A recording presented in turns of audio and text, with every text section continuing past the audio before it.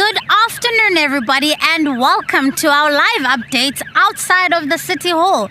As you remember, the City Hall has become the precinct of Parliament as we, as MPs of members of Parliament, are debating the President's State of the Nation address.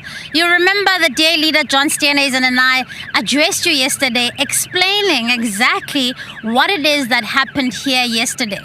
He announced that the Democratic Alliance will be tabling a motion of no confidence against the cabinet, the South African cabinet. A lot of people have been asking online, is this possible? Why the cabinet and not the president? And I might be speaking to Dean a little bit more about it, but we know that there is a provision in the Constitution that allows for this. Why is this motion important, and why specifically against the cabinet and not the president? Well, I think it's an important motion because it puts the president on the back foot. We know that the July unrest report specifically pointed towards the inertia in the cabinet, the inability of the cabinet to work as a cohesive unit. We know that the president doesn't like a number of his ministers, but unfortunately he doesn't have the guts to actually fire any of them. So we're going to load the gun for him, and he just simply needs to pull the trigger. And it's going to allow us to also lobby other political parties to get behind this move and say, you know, we think that the president is doing an okay job, but he's just got a duff cabinet. And what he needs to do is get a good cabinet around him that's actually going to support many of his proposals and not come here like they have yesterday and contradicted many of his assertions that in fact business is the creator of jobs and not government. So I think it's a great political move from the DA leader John Steenhuisen, and I think that it's really going to put the ANC and the president and his entire cabinet in a very difficult place. So Section 102.1 specifically in the Constitution makes this provision for a motion of no confidence against the cabinet. A lot of people are asking, though, you don't have the numbers as the Democratic Alliance.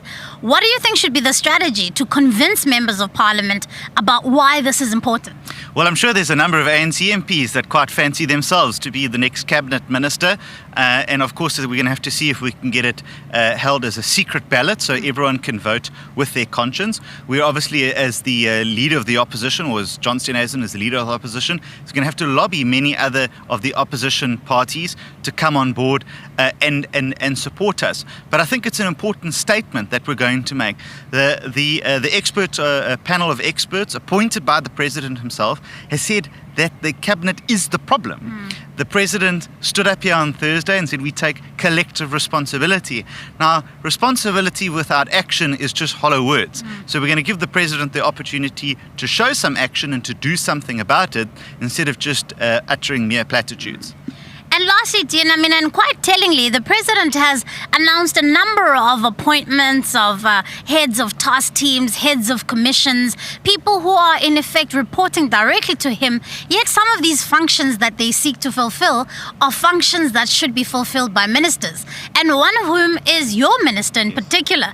And so what are some of the things that you're going to be saying to Minister Patel today and in pertaining to his job during the debate? Well, I think what's really interesting is for the first time in a long time, Minister Patel is not debating in the SONA, and he's always been one of the key and critical debaters for the ANC. And I think that shows even more erosion of confidence in him by the president, that he hasn't been called up. Localization is one of their key policy platforms, and the president's been very quiet on it. So I'm going to be speaking about the dangers of localization. I'm going to be backing up the words that the president uttered, that business is the creator of jobs and what we need to do about that, how we need to have our ports functioning, but how we need to have an effective government to ensure that policy supports the assertion that business needs to be at the center of creating jobs and growing the economy. Absolutely. In a country where 7 out of 10 young people cannot find work, I think it's very important for us to even speak to our colleagues in the education portfolio about some of the goings on there. And so we will be back right after this.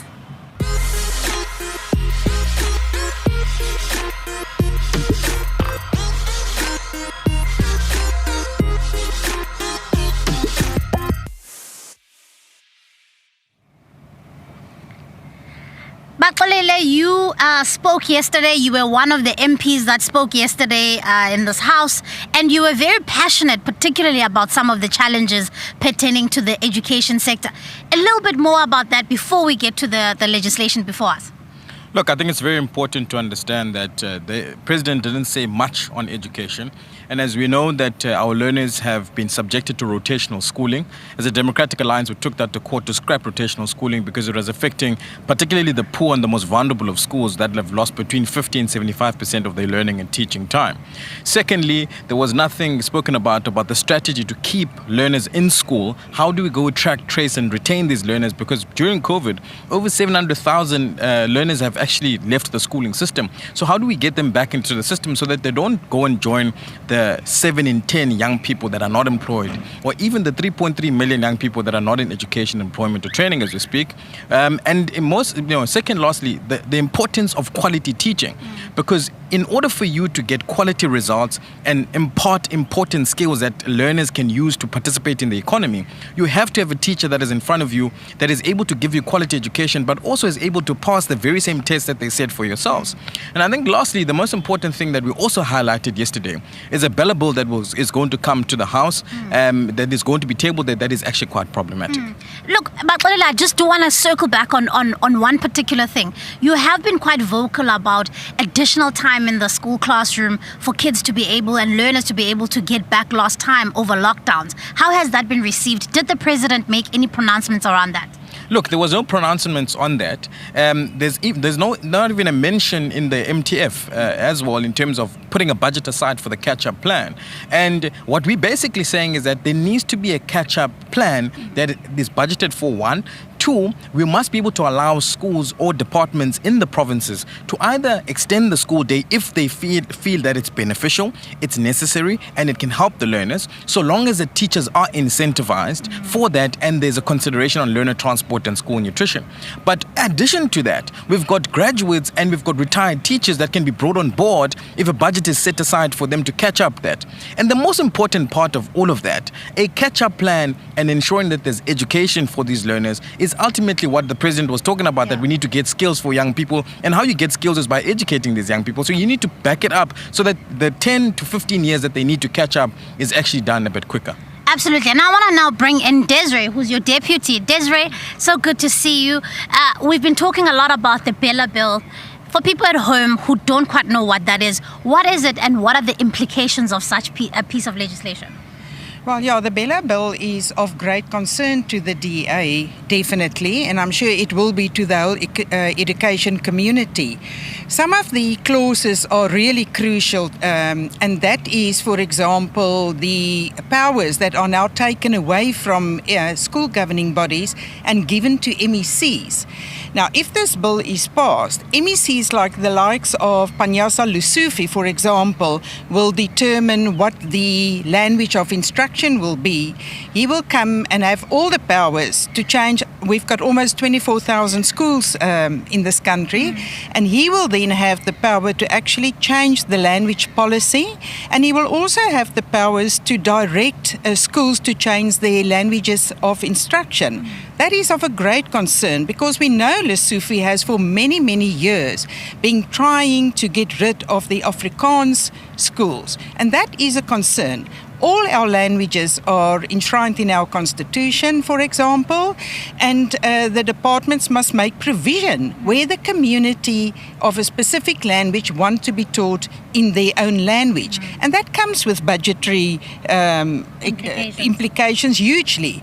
But surely you cannot give a politician or an ANC-specific cadre deployed to education the right to decide for learners, parents and school governing bodies and communities in a whole what language they should be taught in. And what about people say, well, this is just about Afrikaans exceptionalism? I mean, what do we say about, mother tongue language? I mean, is this what we are saying, that your governing bodies should have the right to be able to determine, or at least the powers?